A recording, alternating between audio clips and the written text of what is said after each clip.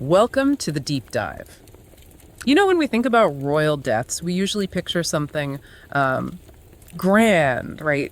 Maybe dramatic battles or, I don't know, poison wine. Yeah, very Shakespearean almost. Exactly. But the reality, well, history shows us it can be much, much stranger, sometimes even like darkly funny. Definitely. Like, take King Adolf Frederick of Sweden. Peaceful reign, did some good things administratively. But how did he die? 14 servings of semla. Semla, those cream-filled buns, 14. 14. Apparently, he just couldn't stop. Died of indigestion, a king taken out by dessert. Wow, okay.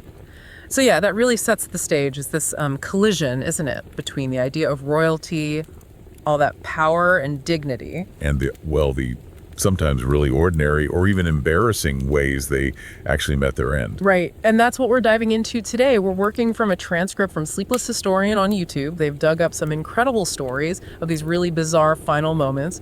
Yeah, not the heroic exits, but the ones history sometimes sweeps under the rug a bit. Deaths by weird accidents, strange illnesses. Or just sheer indulgence, like King Adolf. So our mission here is to unpack these stories. What do these weird endings tell us about, royalty, power, legacy?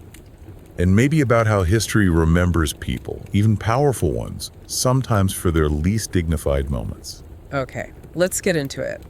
This theme of death by indulgence seems like a good starting point. Adolf Frederick wasn't the only one, was he? No, not at all. If you go back further to the 12th century, you have King Henry III of England. Okay. Another powerful ruler, navigated some tricky political times. But he had this fatal obsession, not with pastries, but with lampreys. Lampreys. Wait, are those the creepy eel-like fish with the suckers? Those are the ones. Apparently they were a delicacy, but very rich, very oily. And let me guess, his doctors told him to lay off. Repeatedly. But, King, he apparently ignored them, ate way too many, got violently ill, and died within days. Just like that. It's amazing, isn't it? You command kingdoms, but you can't resist a dodgy fish supper. It kind of humanizes them in a weird way, but also highlights that stubbornness, maybe, that sense of being above advice. Yeah, and the transcript mentioned his body's journey afterwards was pretty unpleasant, too. Oh, yeah.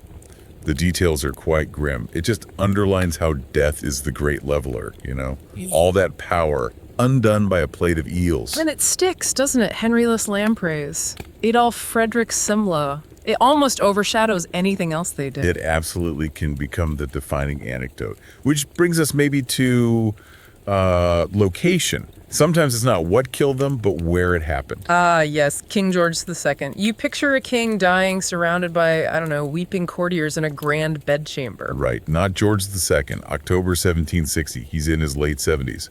Gets up in the morning. And goes to the toilet. Yeah. And drops dead right there. Aortic aneurysm. On the toilet. Seriously. Seriously. On the royal commode, the King of Great Britain. It's such a jarring contrast. You can just imagine the panic, the whispers. The transcript even mentioned the porcelain chamber pot, maybe even gold trimmed. Exactly. It's that detail. Officially, it was a heart problem, which, well, it was. But the location, that's the story that stuck. Yeah, it kind of eclipses his actual reign, doesn't it? All the wars and politics. Nope, died on the loo. It really does. Yeah. History loves those peculiar details. And he wasn't the only one associated with that particular location. Oh, who else? Well, there's a persistent story, though it's debated, about King Edmund II of England. Edmund Ironside. Ironside. Sounds tough. Died in battle. You'd think so, with a name like that. Yeah. But one theory, or maybe just a nasty rumor, is that he was assassinated Okay. while he was on the privy. The story goes someone hid underneath and, well, stabbed him from below. No, that's grim, even if it's just a rumor. It is, and whether it's true or not, the story exists, and it completely clashes with that Ironside image, doesn't it?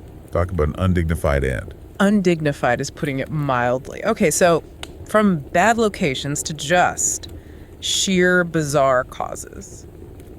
Sigurd the Mighty, the Viking Earl. His story is almost comical. It really is. Pure irony. Sigurd, powerful Viking, defeats an enemy in Scotland. Standard Viking stuff. Right, and he ties the guy's severed head to his saddle as a trophy. Again, pretty standard for the time and place. Okay. So far, so Viking. Where does it go wrong? Well, as he's riding home, proud as punch with his trophy bumping against his leg, a tooth from the severed head scratches him. A tooth from the dead guy's head. Yep, just a scratch. But this is the 9th century. No antibiotics, obviously. Oh no, infection. Infection. Got nasty really fast. And Sigurd the Mighty, the great warrior, dies. Killed by his dead enemy's tooth. You couldn't write it. It's like a Monty Python sketch. A posthumous revenge bite. Exactly. The ultimate slapstick tragedy. And speaking of unexpected animal involvement, King Alexander of Greece, much more recently. Greece. What happened there? Monkeys, was it? It was indeed monkeys. Palace monkeys, actually. He apparently tried to break up a fight between his dog and one of the monkeys. And the monkey bit him. Not severely, seemingly. Just a nip. But again, infection. Sepsis set in, and 3 weeks later, the king of Greece was dead from a monkey bite. Wow. And that apparently caused a huge political mess, too. Oh, a major constitutional crisis. And you can imagine the press back then trying to spin it. Unfortunate illness, they said. Yeah, king killed by palace pet monkey doesn't quite have that regal ring to it, does it? Not really. It really shows that tension between the royal image and, well, messy reality. And then there's King James II of Scotland. His death was down to his own enthusiasm. Right, he was the one who loved cannons. Big, new, exciting technology back then. Loved them.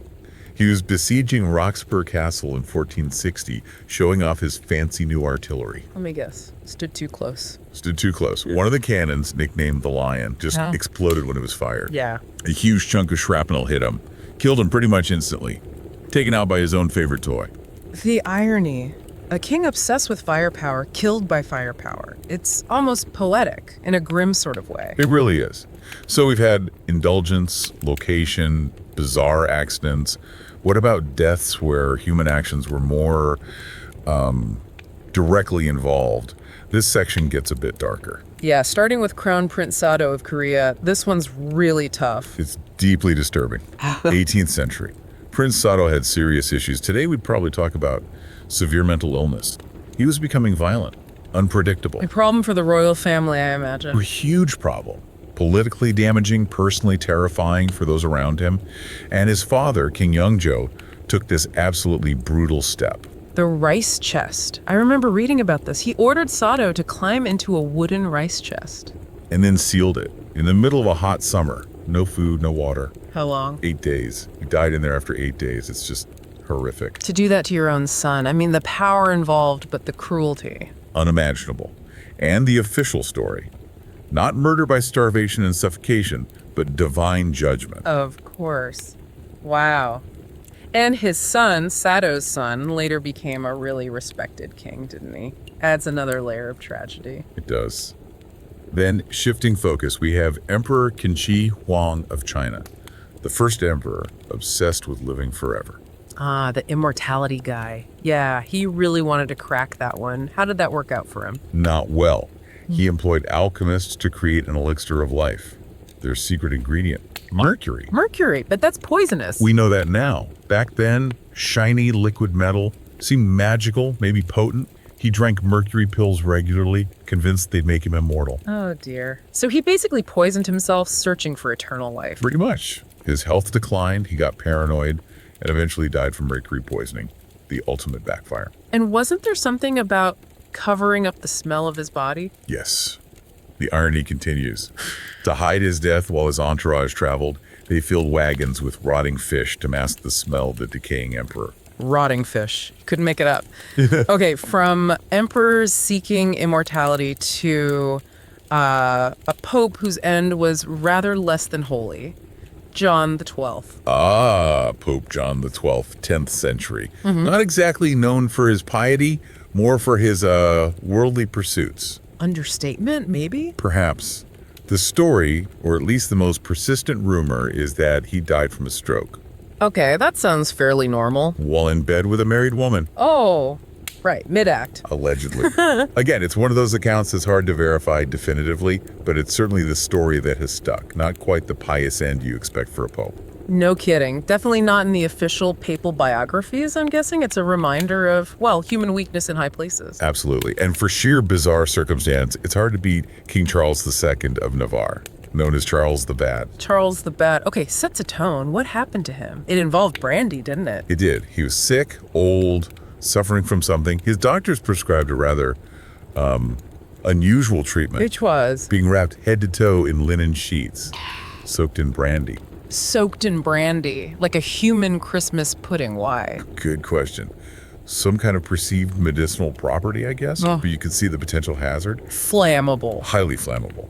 So he's lying there, wrapped in brandy-soaked cloth. A servant comes in, maybe to adjust the wrappings or something. Needs to get a thread Uh-oh. With what? with scissors, but it's dark, maybe. She brings a candle or a taper close to see better, sniffs Yeah. the thread. And the whole thing just went up. Whoosh. Apparently so. Accidentally set the king on fire. Charles the Bad meets a fiery and, frankly, ridiculous end. Wow. Bad luck for the servant, too. Imagine explaining that one. And then Emperor Elagabalus.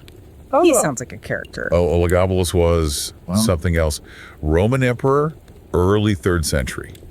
His reign was incredibly short and marked by extreme eccentricity, religious controversy, bizarre behavior. Like what? Oh, appointing favorites to high office based on looks, marrying a Vestal virgin, trying to replace Jupiter with the Syrian sun god. He just alienated everyone, especially the military. So his end wasn't exactly peaceful. Not at all. The Praetorian Guard had enough. They assassinated him and his mother. His death was almost the inevitable result of being, well, just too weird and provocative for Rome at the time. Kind of lived fast, died young, alienated everyone. Pretty much sums it up. And let's not forget Emperor Valentinian II. His death is more mysterious. Right, the bathtub incident. Found drowned. Exactly, in 392 AD, Yeah. found drowned in his bath. His top general, Arbogast, who held a lot of the real power, claimed it was suicide.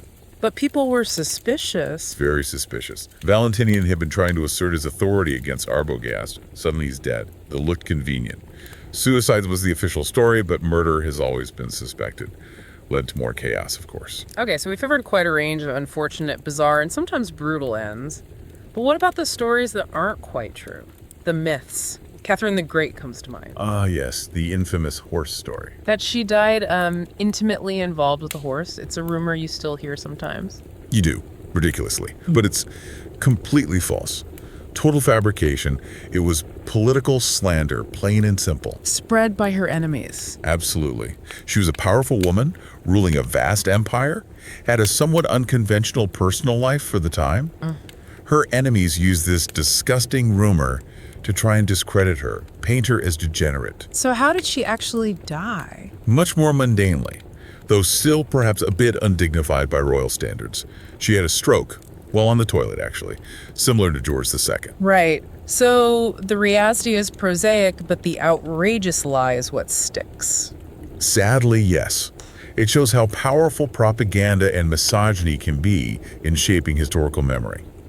And finally, one more legend. King Martin of Aragon. Did he really laugh himself to death? That sounds like something out of a folktale. It really does. Oh. The story goes, 1410, he's already suffers from really bad indigestion after a big meal. Really? He asks his court jester, Bora, to tell him a joke.